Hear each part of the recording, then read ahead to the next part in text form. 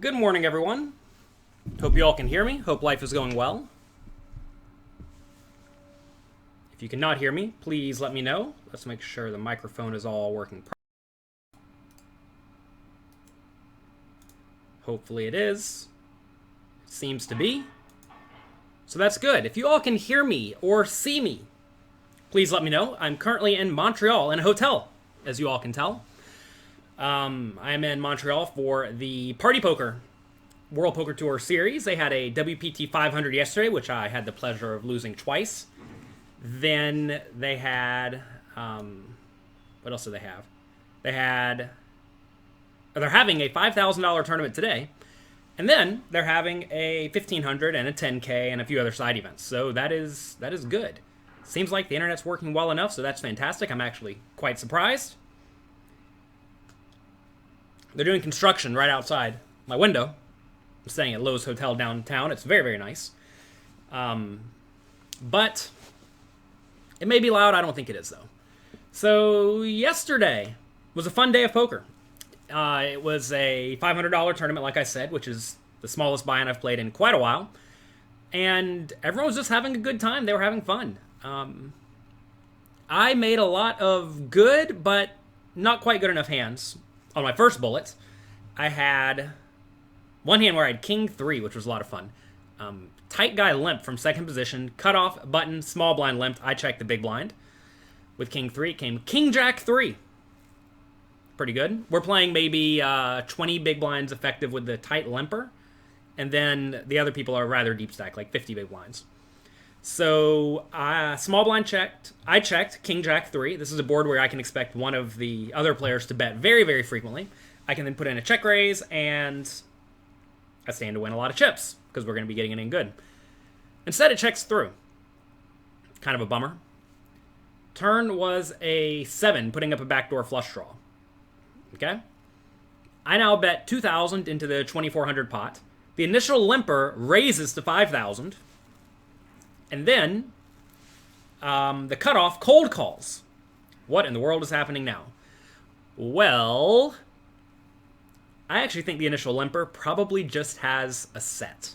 Or maybe oddly played aces. It's kind of hard to have a set, though, on King Jack 3-7, unless he has 7s or jacks. And you would think you would bet jacks on the flop. But, usually people aren't raising it without a really good hand. So, then what does the cold caller have? He probably has either a very good made hand or a very good draw. So, how do I fare against two very good made hands and or draws? Not very good, right? So I folded. I don't fold two pair very often, especially in spots like this where no one's really shown much aggression until now, but I decided to fold, and one of them had pocket jacks. The initial limper did have jacks. He slow played jacks on the flop. And the other player had ace 10 of clubs, so he turned a backdoor flush draw with a gut shot, and he got there on the river and got paid. So we sidestepped that one. Another hand where I had ace jack, I think under the gun min raised. A few people called. I called the big blind. Maybe I'm supposed to just 3-bet. Anyway, I called. Flop comes ace 9-3. Checks all the way around like 5 ways again. Turns a 5, small blind bets. I call. River's at another 5, small blind bets. I call, and he has ace 5. So that was a bit of a bummer. Trying to remember how I busted. I eventually just dwindled down to a short stack and played good short stack poker for a while and busted somehow. Then I rebought, got aces and doubled up against pocket 10s.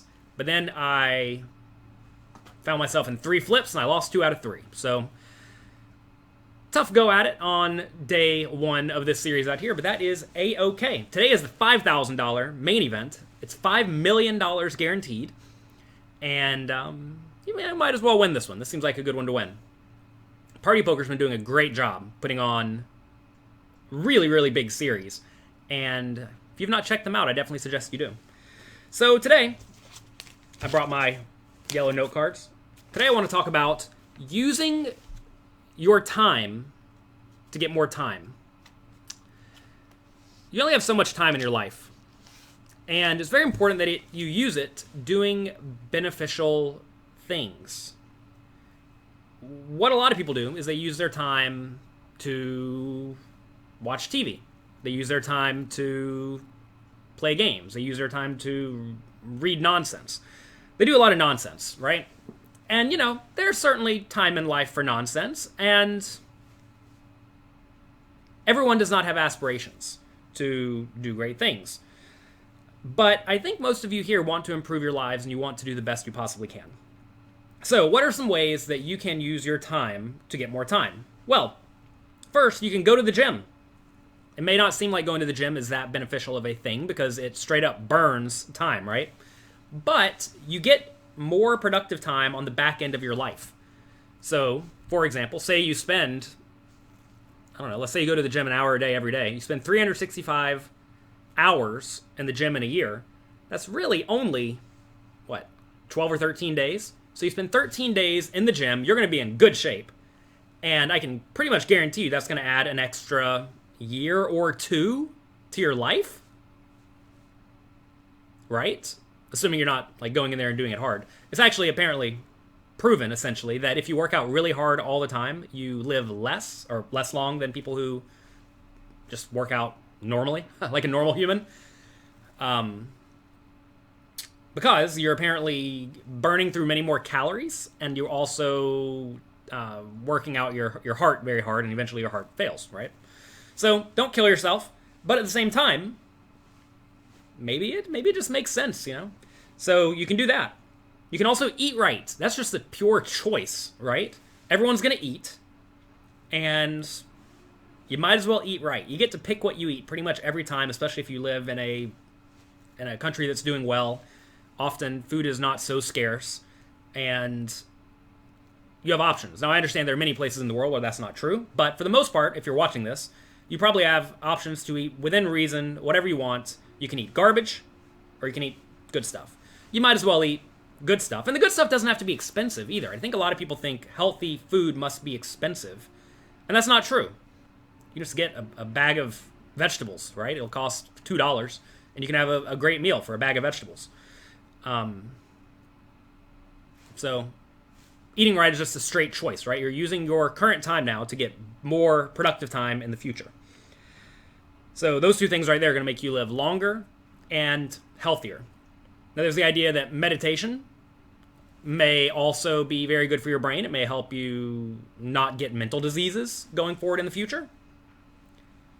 Caligula says, that's not true. Well, make sure you expound on when you say that's not true, because we're talking about lots of things here. Oh, by the way, going back to eating right, apparently it's been essentially proven that if you burn fewer calories over the course of your life compared to people who burn more, you will live longer. They've done a lot of research in a lot of places where people have lived a long time, and a lot of people who have lived a long time tend to eat relatively few calories. And this does make some sense if you think about it. Your body's kind of like an engine. And if you look at any engine in a car, eventually it wears out because it's worked too much, right? Things wear out as you use them more. And I don't know if this analogy is even proper because I'm not a medical doctor. But if you work out your body over and over and over again and you burn through many, many calories, eventually your body will wear out. When your body wears out, you die. Or you have to get it replaced. We're not quite there yet, but maybe they'll be able to replace our bodies eventually. So, that is for working out and eating right. Meditation may keep your mind sane longer, which is definitely a thing you want to do, right? Because all these things will give you extra good years to your life. There are many things you can do to also give yourself more years in general, but not necessarily good productive years. You want good productive years added to your life. Next, what's something you can do? Well, you can outsource work. And you may say, I don't necessarily have money to outsource work. And, maybe you don't. Whenever you don't have any money, you do have to work to get some money. And, to get some money, you can do things for people. For example, say, your friend's looking for a couch, and your friend's willing to pay $100 for a couch. Maybe you start looking on Craigslist or Facebook where people are giving away a couch because they don't need their couch anymore. You take the couch, you give it to your friend, you get $100, and there you go, you made some money. You had to do a little bit of research, you had to go get the couch, you had to deliver the couch, presumably, and now you've made some money. You're good to go. Let's see. Also, you can outsource transportation, right? Uber has made this amazingly easy for you. Think about what happens whenever you drive a car somewhere.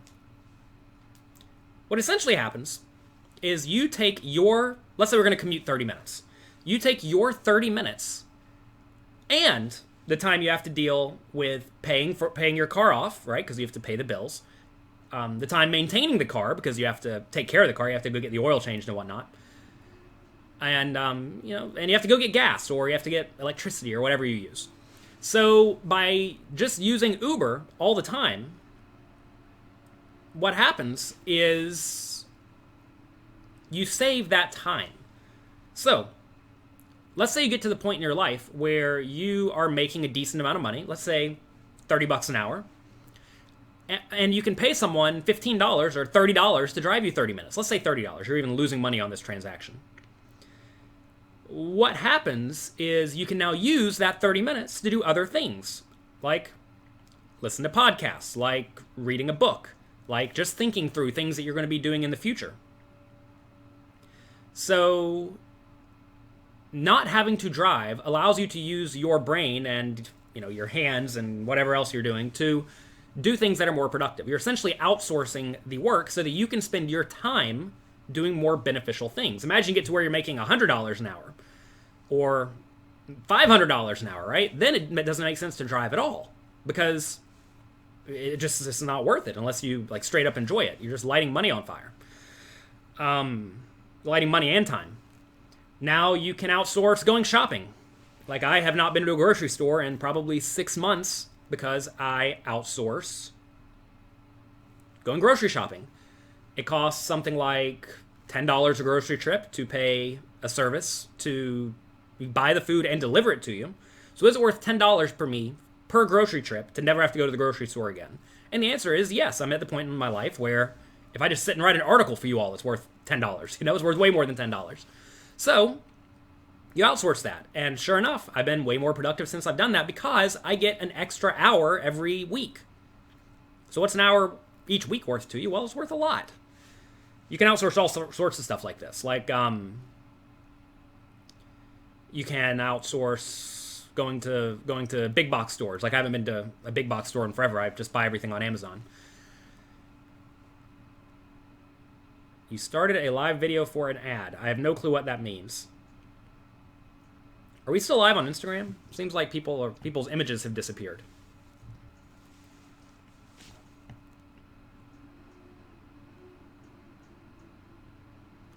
I don't know what's happening on Instagram right now. Sorry, Instagram. We are in Canada right now. So let's see. We have a few questions coming in. If you sign up for the poker coaching float the turn combo package, which you all should have gotten in your email if you're a member to on my email list, well, of course, whenever you sign up for an extra year of poker coaching, that year gets added on to whatever you currently have. That just makes sense. We're not trying to say, oh, you only get 1 year from now. That would be absurd. Is this live? Yes, of course this is live. Seems that generally